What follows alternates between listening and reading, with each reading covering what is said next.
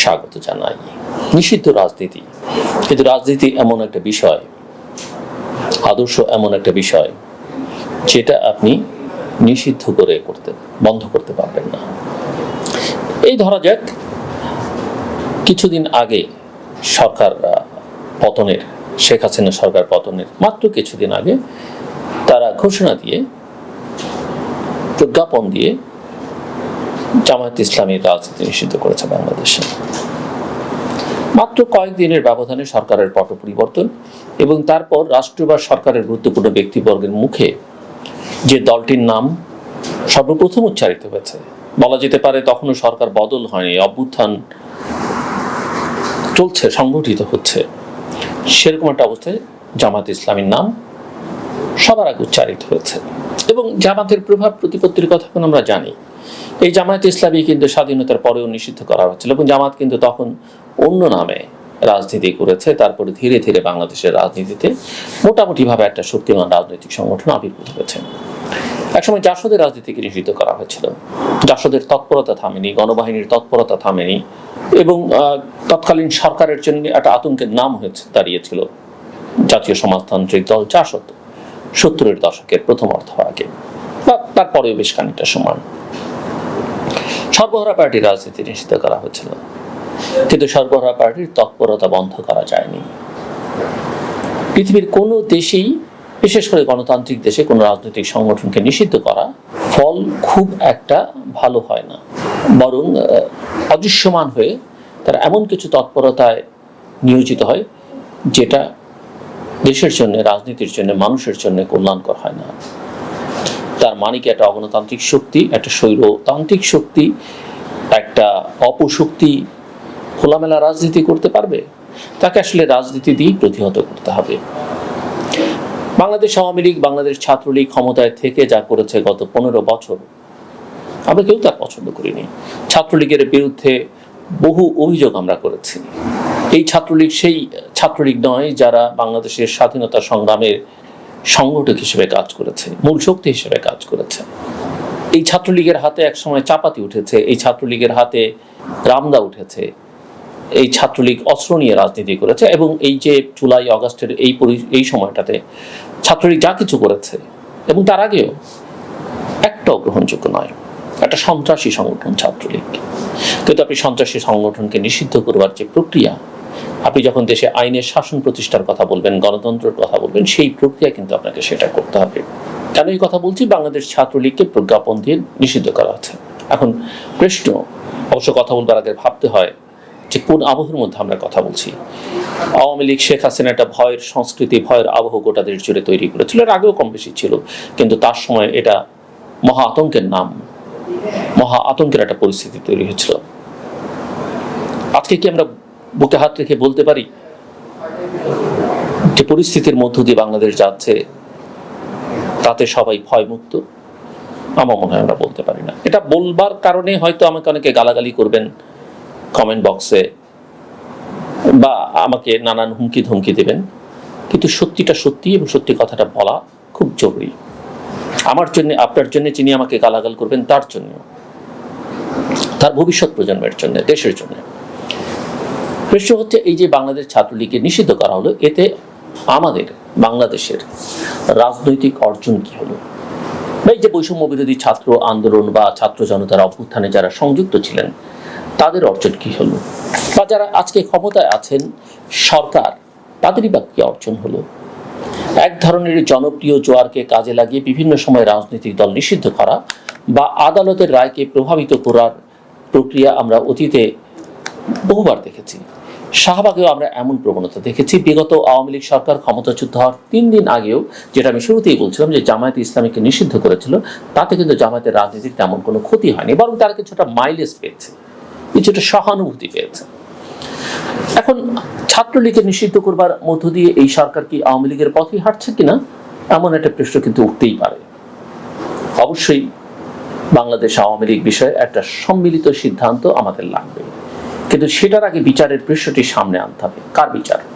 দল হিসেবে আওয়ামী লীগের আপনি কি বিচার করবেন? বিচার করতে হলে, নিষিদ্ধ করতে হলে আপনি তাকে সংগঠন হিসেবে সন্ত্রাসী সংগঠন হিসেবে চিহ্নিত করে নিশ্চিত করতে পারবেন। কিন্তু এটা মাথায় রাখতে হবে যে আওয়ামী লীগের একটা রাজনীতি আছে, তার একটা অতীত আছে, বাংলাদেশের জন্মের সঙ্গে তার নাম জড়িয়ে আছে, আপনি সেটাকে যেভাবেই ব্যাখ্যা করেন না কেন। হ্যাঁ, বিচার করতে হবে কার?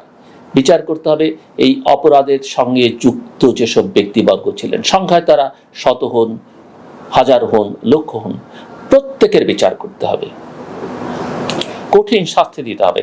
আওয়ামী লীগ ক্ষমতায় থেকে যে অপরাধ করেছে, বিশেষ করে তার নেত্রী এবং তার সাঙ্গপাঙ্গরা, মন্ত্রীবর্গ, অনেক সংসদ সদস্য তার সঙ্গে যুক্ত ছিলেন, বা স্থানীয় পর্যায়ের অনেক নেতাও তার সঙ্গে যুক্ত থাকতে পারে, প্রত্যেকের কঠিন শাস্তি হতে হবে। আমার ভাই বোনদের জীবন যারা নিয়েছে, আমাদের সন্তানদের জীবন যারা নিয়েছে, বাচ্চা শিশুদের জীবন যারা নিয়েছে, এদের কোনো ক্ষমা নেই। লুটপাট, দুর্নীতি, এগুলো না হয় বাদই দিলাম, সেগুলোর বিচার করতে হবে। এবং এই 36 দিন নয়, তার আগেও তারা বহু অপরাধ করেছে, গুম, খুন, কেন কোনো অপরাধ নেই বিগত শাসন আমলে হয়নি? তার আগের শাসন আমলগুলো তো হয়েছে, মাত্রায় অনেক কম, সেগুলোর হয়তো ভবিষ্যতে বিচার করতে হবে। কিন্তু এই বিচারটা জরুরি। এই রক্তের দাগ এখনো শুকায়নি। কিন্তু প্রশ্ন হচ্ছে, আলোচনা করছি আমরা রাজনীতি নিয়ে, রাজনৈতিক দল নিয়ে, নির্বাচন নিয়ে, সংগঠন নিয়ে। বিচারকে গুরুত্ব না দিয়ে, অপরাধীদের বিচারকে গুরুত্ব না দিয়ে, তাদের কাঠগড়ায় না দাঁড় করিয়ে, কারাগারে না নিয়ে, ছাত্রলীগ নিষিদ্ধ করার জনপ্রিয়তাবাদী পথে হেঁটে রাজনৈতিক ফায়দা কারা পাওয়ার চেষ্টা করছে? কারা ছাত্রলীগ বা আওয়ামী লীগকে ভিকটিম বানাচ্ছে সেটা ভেবে দেখতে হবে। আর যদি সঠিক বিচার না করে আওয়ামী লীগ বা ছাত্রলীগকে ভিকটিম বানানো হয়, তাহলে আগামীতে সে এই ভিকটিম কার্ড খেলতে শুরু করবে, সিম্প্যাথি আদায় করবার চেষ্টা করবে। এবং এটা কিন্তু বহু দেশেই দেখা গেছে। বাংলাদেশের কিছু উদাহরণ তো আমি দিলামই। আওয়ামী লীগ বিশেষ সিদ্ধান্ত না নিয়ে, বিচার নিয়ে কার্যকর পদক্ষেপ না নিয়ে ছাত্রলীগ নিষিদ্ধ করবার ফলে ঘটনাটা অনেকটা গাছের গোড়া রেখে ডালপালা ছাঁটাই করবার কাজ হিসেবে অনেকে দেখছেন। এবং এটাও মনে রাখতে হবে, আওয়ামী লীগকে নিষিদ্ধ সবাই চাইছেন কিনা পলিটিক্যাল স্টেক হোল্ডাররা, এমনকি আওয়ামী লীগের প্রধান প্রতিদ্বন্দ্বী হিসেবে বাংলাদেশে পরিচিত যে রাজনৈতিক শক্তিগুলো আছে, তারা আওয়ামী লীগকে ব্যান করতে বলছেন কিনা আমি তো শুনিনি। বরং তারা বলছেন নিষিদ্ধ করবার পক্ষে তারা নন। আমি তো দেখি না আওয়ামী লীগ তার প্রতি এইভাবে সিম্প্যাথি আদায় করবার চেষ্টা, তাকে এইভাবে যদি আক্রমণ না করা হয়, বরং আইনি প্রক্রিয়া, আইনের শাসনের প্রক্রিয়া আমরা হাঁটি, তাহলে আওয়ামী লীগের নেতা কর্মীদের বা এইসব অপরাধের সঙ্গে যুক্ত, এমনকি আওয়ামী লীগ নাম নিয়েও কারো পক্ষে রাজনীতি করা আগামী দিনগুলোতে কঠিন হবে। বিশেষ করে আমাদের বাচ্চাদের মনে তাদের কোনো ঠাঁই হবে না। আগামী 20-25 বছর তারা জায়গা করা খুবই কঠিন হবে। কিন্তু তাদের সঙ্গে যদি এই ধরনের প্রক্রিয়ার মধ্যে আমরা যাই, যেটা তারা করেছে, এবং বাংলাদেশ যদি বা বাংলাদেশ সরকার যদি আইনের পথ ছেড়ে এই ধরনের পথে হাঁটে, সেটা তাদের প্রতি এক ধরনের সিম্প্যাথি তৈরি করবে মানুষের। এবং মাথায় রাখতে হবে যে এই যে অগাস্টের পরে যে কটা দিন, সপ্তাহ বা মাস গেল, এখন পর্যন্ত কিন্তু আমরা নির্মাণের পথে হাঁটছি না, ডেলিভার করতে পারছে না সরকার। অনেকে বলছেন সরকার ফাংশন করছে না, আইন শৃঙ্খলা পরিস্থিতির উন্নতি হচ্ছে না, মূল্য কমছে না, এক ধরনের প্যানিক সর্বত্র আছে। এরকম অবস্থায় আপনি নিশ্চয়ই বিচার করবেন। আমরা প্রত্যেকটা অপরাধের বিচার চাই, কারণ এর জন্য আমরা বাংলাদেশের প্রতিটি নাগরিক, সাধারণ নাগরিক সাফারার। কিন্তু আপনি তৈরি করছেন কি, নির্মাণ করছেন কি? স্বপ্ন তো শুধু কথায় বললে হবে না, স্বপ্নের বাস্তবায়ন দরকার। পরিকল্পনার পরি যেন আকাশে উড়ে না যায়, সেটা আমাদের মাথায় রাখতে হবে, সেটা বাস্তবে থাকতে হবে। আপনি একটা স্বৈরতন্ত্রকে মোকাবেলা করবার,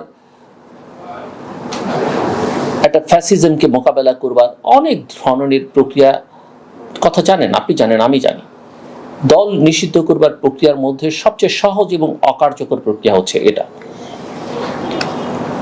এই দল নিষিদ্ধ করবার প্রক্রিয়াটা একেবারেই অনেক ক্ষেত্রেই কার্যকর হয় না, বরং হিতে বিপরীত হয়। সবচাইতে কার্যকর প্রক্রিয়া হচ্ছে ন্যায় বিচার নিশ্চিত করা, যেটা প্রফেসর মোহাম্মদ ইউনূস হিন্দু সম্প্রদায়ের আগে, আমি বারবার স্মরণ করি সে কথা, তিনি বলছিলেন যে আইনের শাসন যদি থাকে, তাহলে আপনি হিন্দু না মুসলমান, আপনি ধনী না দরিদ্র, আপনি নৃতাত্ত্বিক জনগোষ্ঠীর কেউ, আপনার গায়ের রং সাদা কি কালো, কিছু যায় আসে না, সেক্ষেত্রে সবাই সমান হবে।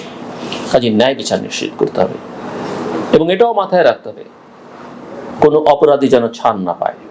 কিন্তু তার চাইতে বড় কথা এটাও মাথায় রাখতে হবে অপরাধী ছাড়া পেলেও কোনো নিরপরাধী যেন শাস্তি না পায়, সেটা আরো বেশি জরুরি। সমাজে এই ধরনের চিন্তার বিস্তার রোধে চিন্তা এবং সংস্কৃতির গণতান্ত্রিক জাগরণ শুরু করা দরকার, যেটাকে বলে কাউন্টার কালচার, সেটা তৈরি করা দরকার। বাংলাদেশ আওয়ামী লীগকে দল হিসেবে নিষিদ্ধ করা আর এই ধরনের চিন্তাকে সমাজে রেখে দিয়ে কেবল স্বনামে ফাংশন করতে না দেওয়ার মধ্য দিয়ে রাজনৈতিক সাময়িকভাবে কোনো কোনো মহল হয়তো উসুল করতে পারবেন, ফায়দা নিতে পারবেন, তাতে দেশের রাজনৈতিক সংস্কৃতির কোনো উন্নতি হবে না, একদমই হবে না। স্বৈরতন্ত্রের বিরুদ্ধে, অটোক্রেসির বিরুদ্ধে, ফ্যাসিজমের বিরুদ্ধে জনগণের যে ঐক্যবদ্ধ গণ অভ্যুত্থান, ছাত্র জনতার যে গণ অভ্যুত্থান সংগঠিত হয়েছে, তার আলোকে গণতান্ত্রিক বাংলাদেশ নির্মাণের জন্য আওয়ামী লীগের পথে হেঁটে, আওয়ামী লীগের আদলে, আওয়ামী লীগের সাথে আচরণ করলে সমাজের কাঙ্ক্ষিত রাজনৈতিক অগ্রগতি হবে না। আপনি খারাপকে খারাপ দিয়ে প্রতিহত করবেন না, এটা স্বতঃসিদ্ধ কথা। খারাপের সঙ্গে আপনার ফাইট করতে হবে ভালো দিয়ে। সাময়িকভাবে সাফারিংস হয়তো তাতে থাকবে, কিন্তু আমি যে এর আগে একটা ভিডিওতে বলেছিলাম শেখ মুজিবুর রহমান কেন বিশ্বখ্যাত হতে পারলেন না, এমনকি তার দেশেও একটা স্থায়ী জায়গা করে নিতে পারলেন না, যেটা নেলসন ম্যান্ডেলা তার দেশের সীমানা, তার মহাদেশের সীমানা গড়িয়ে সেই গণ্ডি পেরিয়ে গোটা পৃথিবীতে একটা পরম পূজনীয় সম্মানীয় মানুষ হিসেবে আছেন। আমার কথা শুনবার জন্য আপনাদের অসংখ্য ধন্যবাদ, আপনাদের সবার জন্য।